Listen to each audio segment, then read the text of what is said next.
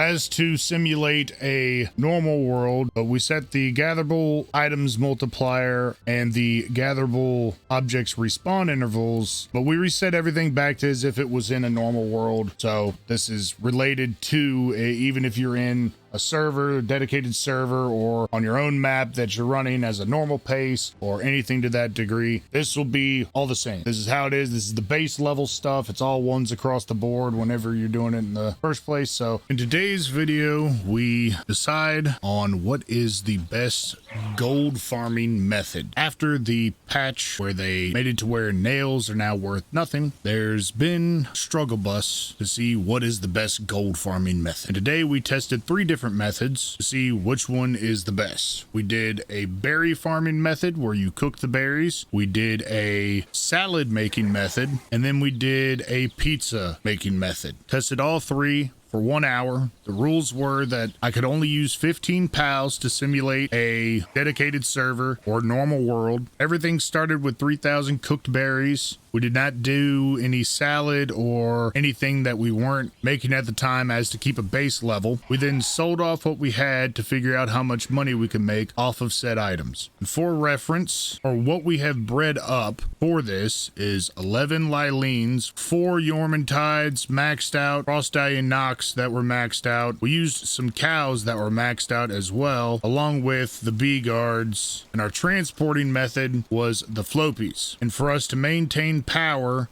we kept Orsic in our pocket and threw him out while the flopies grabbed all the material. We also used a high tier cooker, the Yormantide Ignis, as good as I could get them. Apologies, I could not get lucky. I have not found one yet. Conceded it is a good alternative with 10% rather than 15%. But I did also max out his work speed. All the waterers were watering 5. All the planters were planting 5. All the gatherers that we used were gathering 5. And all these guys are maxed out to simulate kind of an AFK situation. At the end of the video, there will be a spreadsheet with the information that we had found, and also I will leave a spreadsheet of what was used, how many plots were used, and my thoughts about the method itself and possible improvements. All right, we're gonna set back up the food. We have everything in a need to be planted state, so starting from 0. Start the time.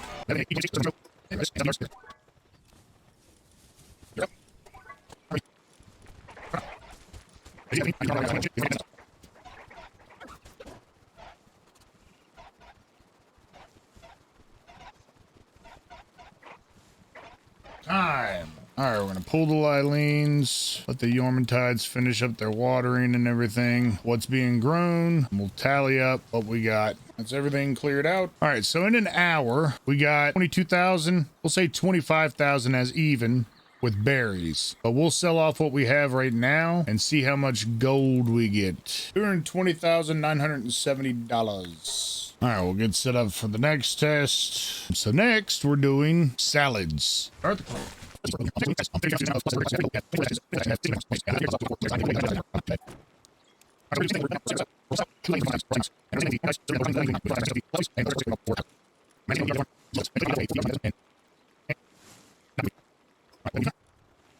Time. Pull the Lilines. That is 313,000 plus the 11. All right, we'll get ready and set up for the next test. For the final test, we're going to be doing pizza. Okay, we'll start the timer now.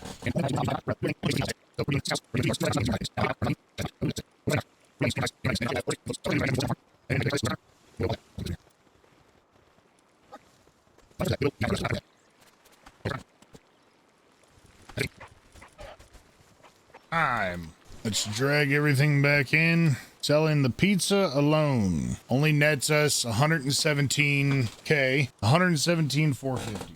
We were to maximize our profits, and we got buy milk, which cost us, so it cost us 43K plus 100, so $43,100 to do that. But now we can make another 431 pieces, another 124K, then gives us even maximizing the profit from that with buying and selling. And if you were even to double the milk production to match the flour production, which would take another 6 cows all maxed out, that's just not feasible. it's still lowest in place. So right now I'm thinking salad is probably your best method. I mean, even if you were to outsource like 5 extra cows, you're still not going to make that much more. Even compared to the berry method, all we did was outsource the honey. So in this, we didn't outsource the honey, we just kept it into the building. But if you were to outsource the honey, then you're going to be getting 50% less. If you outsource the milk, you're going to get about 50% less because you're not anywhere near the actual base. And that's what it seems like the production values drop to. I'm not sure if this is the same way with milk specifically, and it could have been also with the bee guards themselves. They could have been getting mixed up and started transporting their own honey. But yeah, no. Even if you were to outsource the cows, even if you double the milk production, then you're only going to be 800 slices, give or take, which would still be, even if you were to do a solid run of that and the milk production doesn't drop, you double the milk, then you're still only going to be making 232,000. So even with it doubled, it still doesn't match even the berry method because it's off by about 20K. We have the results in their entirety between the berry farm, the salad farm, and the pizza farm. Salad definitely came out on top by quite a large margin. Pizza, even if you were to double the amount of cows that were involved, in other words, just outsource them entirely to another base, you still wouldn't even get barely even close to the berry farm, which we had estimated that it would be about 232,000, even if it's doubled at 800 slices an hour at 290 a slice. The ranches aren't working properly, in my opinion.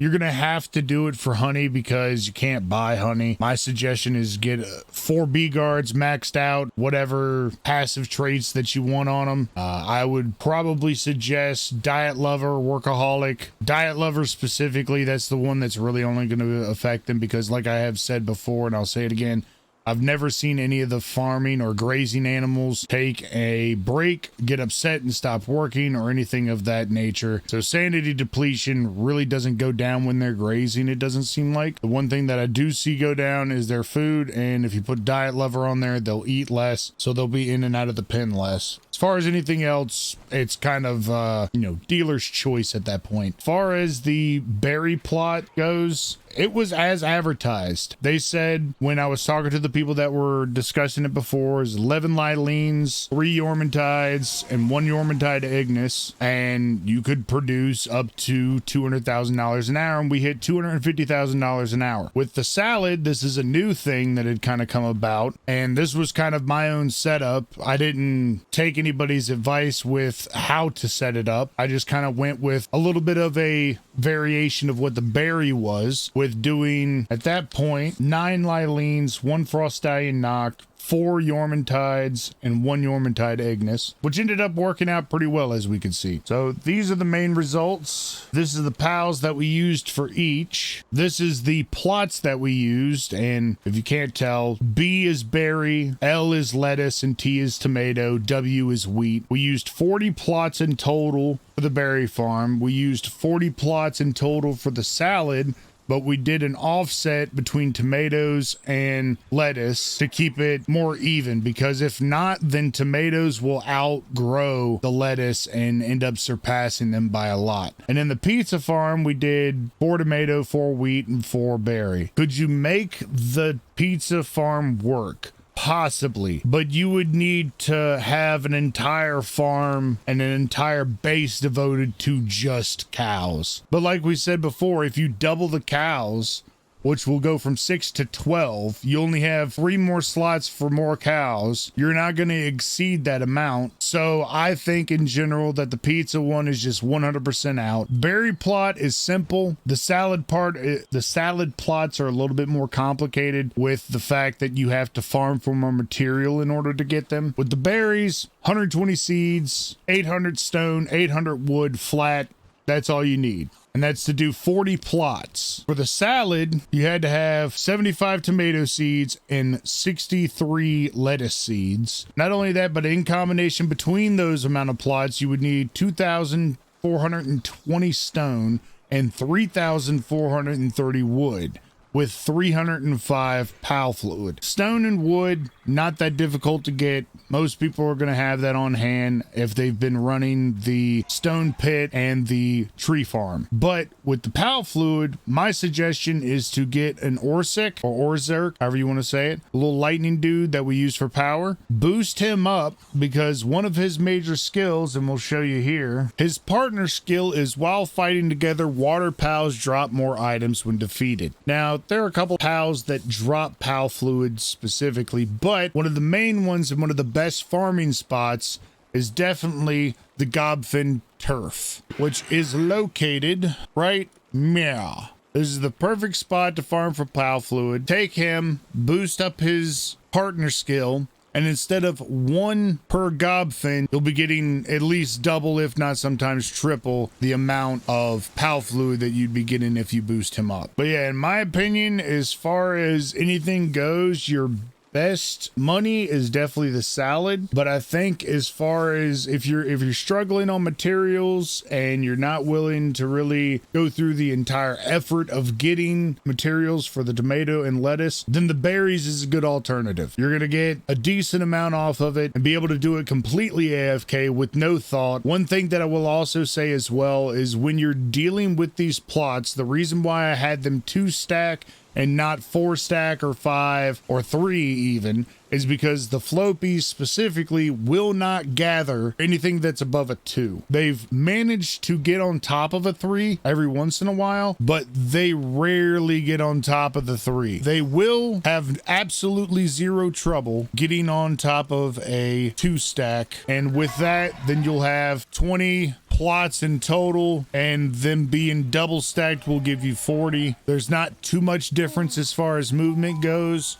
If you really want to optimize this even further, especially with the salad part of it, you could feed the animals that you're giving the salad, or if you have like wheat plots that are off to the side or at another base that you're building off of, you could take those and take the excess tomatoes and then make pizza with that and have that as your food source and then sell off the salads. That in turn will give you, I think it's 30% work speed for about 15 minutes roughly, 10 to 15 minutes for each pal that eats it. And if you have it in the food box, which most people do, then you're good. The pizza does the 30% and so does the salad. They both last in between 10 to 15 minutes. And there is no difference as far as the percentage that they get from the food. The only difference is of how much you're willing to put into invest into the food to give them to increase their production. So if you go through and even put the PAL souls into some of these, then you could probably crank up the production even further. This is baseline. This is the highest tier that you could get to without investing too much other than breeding. Another thing that I'll mention as well, with the farming itself, since the new patch, they have changed what pals prioritize, and they prioritize manual labor. What that means is that the chickens don't want to stay in the grazing area, and neither do the bee guards.